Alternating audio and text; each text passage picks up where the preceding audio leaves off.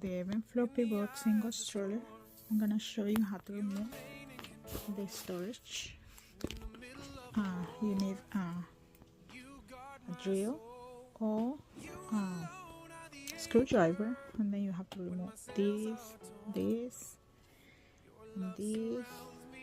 and this, all the screws in order to remove the storage basket.